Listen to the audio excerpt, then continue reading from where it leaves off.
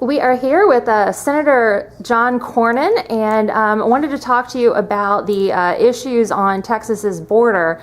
You recently worked on a bill with Representative Cuellar to deal with the surge of unaccompanied minor children that are coming across the border. Can you tell me what's in that bill?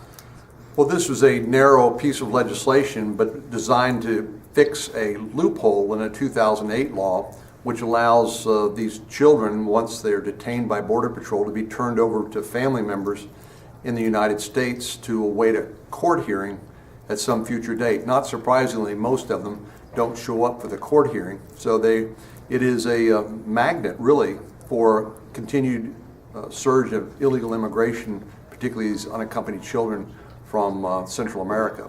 Unfortunately, the Majority Leader Reid refused to take it up, and indeed even Secretary Johnson, the head of Department of Homeland Security, who acknowledges the problem and understood it very well, politically the president and his party refused to take any action because they didn't want to discourage their immigration activists who they're depending on turning out in great numbers on November the 4th. Now, you mentioned that that your bill hasn't been able to move forward because of Senator Reid. You spoke a little bit this morning or earlier today in your remarks about the power that Reid has. Can you just kind of explain a little bit about why bills aren't getting through? The Majority Leader under the Senate rules has extraordinary power. He sets the agenda. He decides what bills come up for a vote. He decides whether or not any amendments to the legislation will be allowed to be voted on. Senator Reid's decided to essentially shut down the Senate in order to protect vulnerable Democratic senators who won in 2008 but are now running in states that Mitt Romney carried. He wants to protect them from difficult votes, and of course in the process has turned the Senate into a killing field for good bipartisan legislation, like the 380 bills that have passed the House, but he refuses to bring them up in the Senate. So the only thing we can do really to change the status quo is to change the leadership.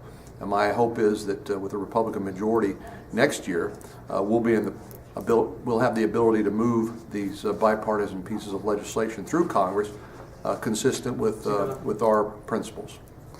So besides your bill on this particular immigration issue, assuming the Republicans retake control of the Senate, what would you like to see as legislative priorities for 2015?